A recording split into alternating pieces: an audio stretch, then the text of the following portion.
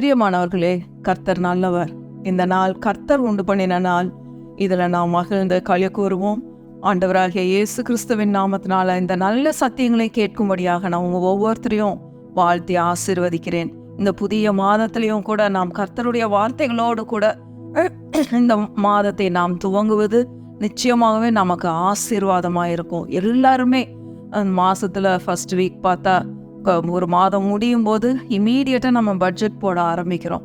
என்னென்ன செலவுகள் இருக்குது, என்னென்ன இஎம்ஐ இருக்குது, வீட்டு வாடகை எப்படி, ஒரு காரியமும் எல்லாம் எழுதி வச்சு பட்ஜெட் பண்ணுறோம். இது இப்படி பண்ணணும், இப்படி பண்ணணும்னு சொல்லி அநேக காரியங்களை நாம் திட்டம் பண்ணுகிறோம். பாருங்கள், எப்படி வெற்றிகரமாக அதை சாத்தியமாக்க முடியும். சிலருக்கு போதுமானது இருக்கும், சிலருக்கு மீதி எடுப்போம், சிலருக்கு பத்தாமல் இருக்கும், வர்ற வருமானத்துக்கு மேலே செலவுகள் இருக்கும்.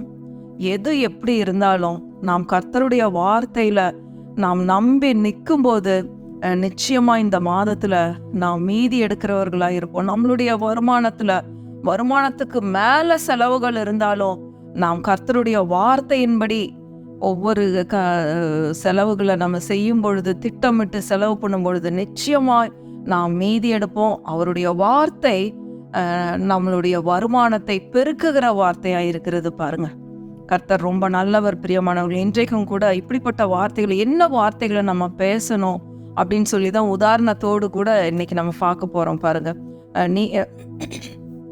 உபாகமம் 28வது அதிகாரம் முதல் 2 வசனம். உபாகமம் 28 முதல் 2 வசனங்கள்.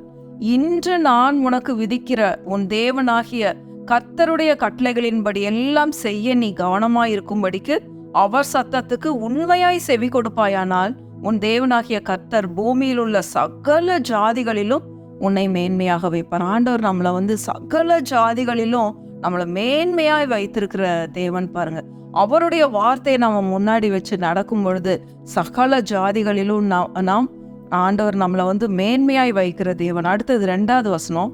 நீ உன் தேவனாகிய கர்த்தரின் சத்தத்துக்கு செவி கொடுக்கும் போது இப்பொழுது சொல்லப்படும் ஆசீர்வாதங்கள் எல்லாம் உண்மையில் உனக்கு பலிக்கும். ஒருவேளை நீங்க ரொம்ப துக்கத்தோட, சோர்வோட இந்த மாசத்தை நான் எப்படி கடத்த போறேன், இவ்வளோ குறைவான பணத்தை வச்சு எப்படி நான் இந்த மாசத்தை நான் தொடங்கி நடத்த போறேன், இந்த மாசம் தொடங்கிருச்சு, 2 நாள் முடிஞ்சிருச்சு, எப்படி இந்த மாதத்தை நான் கடத்த போறேன், கவலை உள்ளவர்களாக உங்களுடைய செலவுகளையும் உங்களுடைய கடன்களையும் நினைச்சு கவலைப்பட்டு இந்த நாட்களை கழித்து கொண்டிருப்பீர்களானால் கவலைப்படாதீங்க. இன்றைக்கு கர்த்தருடைய வார்த்தை உங்களை நோக்கி வந்திருக்கு. சோர்வா இருக்காதீங்க, சந்தோஷமா இருங்க. கர்த்தருடைய வார்த்தையில சொல்லப்படும் ஆசீர்வாதங்கள் எல்லாம் உண்மையில் உனக்கு பலிக்கும். அவருடைய வார்த்தைக்கு நாம் கீழ்ப்படியும் பொழுது, அவருடைய வார்த்தைகளின்படி நாம் நடக்கும் பொழுது நிச்சயமாகவே இந்த மாதத்துல நீங்க மீதி எடுப்பீங்க, ஆசீர்வாதத்தை பார்ப்பீங்க. நாம சரியான வார்த்தைகளை, ஆசீர்வாதத்தின் வார்த்தைகளை பேசும் பொழுது சூப்பர் நேச்சுரலா ஆண்டவர் உங்களுடைய கையில இருக்கிற வருமானத்தை அவர் பெருக்கி தருகிற தேவனாயிருக்கிறார். நிச்சயமா இது நடக்கும். நான் என்னுடைய குடும்ப வாழ்க்கையில பார்த்துட்டு இருக்கேன். பாருங்க, அந்த மாதம் கடைசி முழுவதும் கர்த்தர் நடத்துறத நான் பார்க்கிறேன். எவ்வளவோ பிரச்சனைகள், சோதனைகள், செலவுகள் சுத்தி வந்தாலும் எல்லாவற்றிலும் கர்த்தருடைய கரம், அவருடைய பலத்த கரம் உங்களை தாங்கி வழிநடத்துகிற கரமா இருக்கிறது. நீங்க வெட்கப்பட்டு போவதற்கு அவர் விடவே மாட்டார். அவர் அவ்வளவு நல்லவர். அவருடைய அன்பு, அவருடைய கிருபை உங்களை தாங்குகிறதா இருக்குது. பாருங்க, இன்னும் 2 வசனம் இந்த உபாகமம் 28 வாசிப்போம். உபாகமம் 28 8வது வசனம் பாருங்க.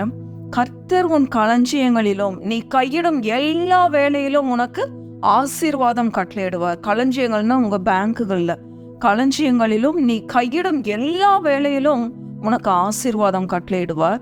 உன் தேவனாகிய கர்த்தர் உனக்கு கொடுக்கும் தேசத்திலே உன்னை ஆசீர்வதிப்பார். ஆண்டவர் உங்களை நாட்டி இருக்கிற இந்த தேசத்துல தானே அவர் உங்களை ஆசீர்வதிக்கிற தேவனாயிருக்கிறார். இன்னொரு வசனத்தையும் இதே அதிகாரத்துல படிப்போம். 12வது வசனம். ஏற்ற காலத்தில் உன் தேசத்திலே மழை பெய்யவும். ஏற்ற காலத்துல உங்க தேசத்துல மழை பெய்யும். உங்க குடும்பத்துக்கான ஆசீர்வாதங்கள் இந்த மாதத்துல நிச்சயமாய் வரும். நீங்க நம்புங்க, விசுவாசிங்க, வாயை திறந்து பேசுங்க. நான் பெற்றுக்கொள்ளுகிற இயேசுவின் நாமத்துல புதிய வழிகளை கர்த்தர் திறக்கிற தேவனாய் இருக்கிறார்.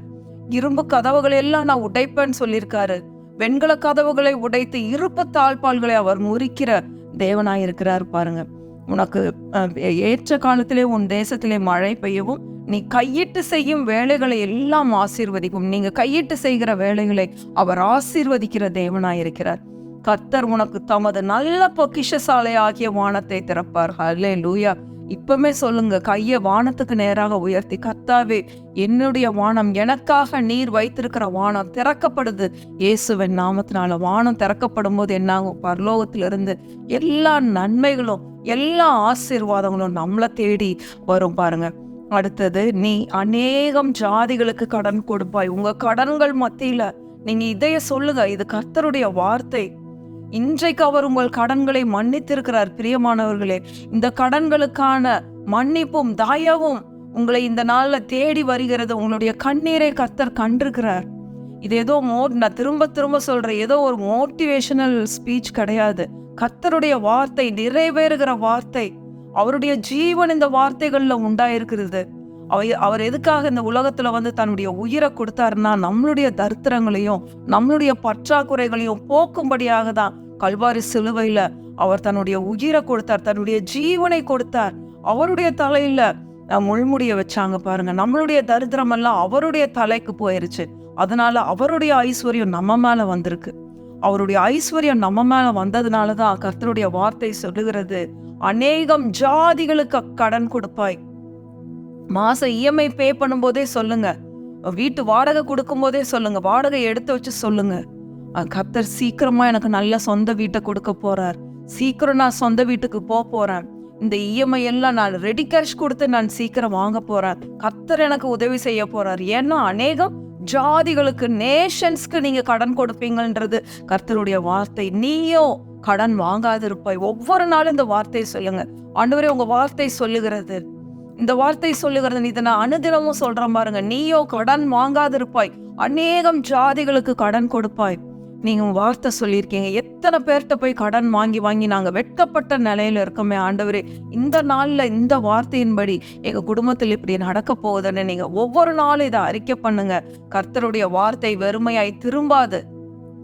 அது அவர் தாம் விரும்புகிறதை செய்து, அவர் எதற்காக இந்த வசனத்தை அனுப்பினாரோ அந்த காரியம் ஆகும்படி வாய்க்கும். காரியம் ஆகும்படி வாய்க்கும்னா என்ன அர்த்தம்?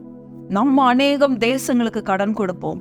ஆமென். இயேசுவின் நாமத்தினால இது நிச்சயமாய் நடக்கும். சும்மா ஒரு வசனத்தை ஆவியானவர் எழுதி வச்சிருக்க மாட்டார். பிரியமானவர்களே, இன்னும் சங்கீதம் 34:10 சொல்லுது, தினம் எந்திரிக்கும் போது இதை சொல்லிட்டே எந்திரிங்க. சிங்கக்குட்டிகள் தாழ்ச்சி அடைந்து பட்டினியாயிருக்கும். சங்கீதம் 34:10. சிங்கக்குட்டிகள் தாழ்ச்சி அடைந்து பட்டினியாயிருக்கும், கர்த்தரை தேடுகிறவர்களுக்கோ ஒரு நன்மையும் குறைவுபடாது. ஒவ்வொரு நாளும் காலையில் எழுந்த உடனே அமைதியா உட்கார்ந்து சொல்றேன், ஆண்டவரே, இன்றைக்கு எனக்கு ஒரு நன்மையும் குறைவுபடாது, எந்த காரியமும் எனக்கு குறைவுபடாது. எல்லா தேவைகளும் சந்திக்கப்படுது இயேசுவின் நாமத்தினால. எல்லா குறைவுகளும் நிறைவாகுது இயேசுவின் நாமத்தினால. ஏன்னா அவர் வார்த்தை கொடுத்து விட்டார், அதை நிறைவேற்றியே தீர்வார். பிரியமானவர்களே, அதனால கவலைப்பட்டு கண்ணீர் விட்டு கலங்காதீங்க. கர்த்தருடைய வார்த்தையை நம்புங்க. அவருடைய வார்த்தையை வாயை திறந்து பேசுங்க. இரவும் பகலும் அவருடைய வேதத்தில் தியானமாய் இருக்கிற மனுஷன் பாக்கியவான். அவன் நீர்க்கால்களின் ஓரமாய் நடப்பட்டு தன் காலத்தில் தன் கனியை தந்து இலை உதிராதிருக்கிற மரத்தை போல் இருப்பான். அவன் செய்வதெல்லாம் வாய்க்கும். நீங்க கையிட்டு செய்கிற வேலைகள் எல்லாம் அவர் உங்களுக்கு ஆசீர்வாதம் கட்டளையிடுவேன்னு சொல்லியிருக்கிறாரு. வானத்தின் மதகுகள் நம்ம ஒவ்வொருத்தருக்காகவும் திறக்கப்படும் இயேசுவின் நாமத்தினால.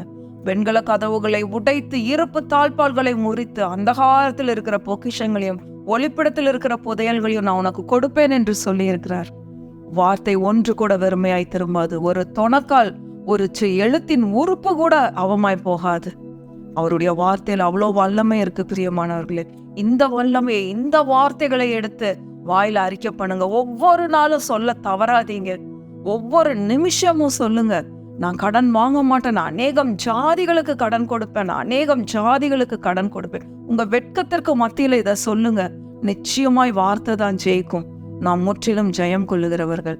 கர்த்தர் நல்லவர், அவரை துதியுங்கள், அவர் கிருபை என்றும் உள்ளது. ஆமென், ஆமென், ஆமென்.